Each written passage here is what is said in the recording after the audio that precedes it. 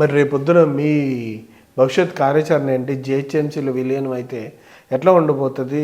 నాయకులకి అవకాశాలు కూడా తగ్గిపోతాయి అంటున్నారు. ఏంటి మీ సిచ్యువేషన్ ఏంటి? డెఫినెట్గా కదండి. ఇప్పుడు ఇవాళ మణికొండ మున్సిపాలిటీలో 20 వార్డులు ఉన్నాయి. 20 వార్డులు తగ్గిపోతాయి, ఆటోమేటిక్గా కార్పొరేటర్ అనేప్పటికీ తగ్గిపోతాయి.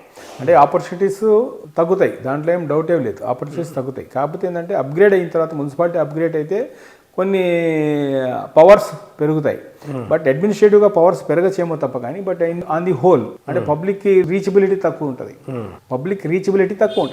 సో దీని మూలంగా ఏంటంటే ఆల్రెడీ ఇప్పటికన్నీ వాళ్ళు చేసుకొస్తున్న పనులన్నీ ప్రజా వ్యతిరేక పనులే, ఇది కూడా అనదర్ ప్రజా వ్యతిరేకమే అవుతుంది, అంతగానే ఇంకేం లేదు. దీనివల్ల వాళ్ళకేం పెద్ద మంచి పేరు గేరు ఏం రాదు. ఊరికే మెగా హైదరాబాద్ అని అంటే అదేదో మెగా స్టార్ అయిపోదు, కానీ మెగా స్టార్ లాగా మెగా హైదరాబాద్ అంటే అది జరగదు. అలా ఎందుకంటే మొత్తం అంతా కూడా డీసెంట్రలైజ్ చేయాలి. ఇప్పుడు గతంలో తహసీల్స్ ఉండేవి, తహసీల్స్ ఉన్నప్పుడు ఏం చేసినారండి, మండలాలు తీసుకొచ్చి చేశారు, తండాలన్నీ పంచాయతీలు చేసినారు. ఏమండి ఉన్న జిల్లాలని డీసెంట్రలైజ్ చేసి కొత్త జిల్లాలు ఏర్పరిచారు. ఇప్పుడు మీరు ఇది ఓ పక్కన ప్రపంచమంతా డీసెంట్రలైజేషన్ కోసం చూస్తుంటే మీరు సెంట్రలైజ్ చేసుకుంటామంటే ఎట్లా అవుతుంది?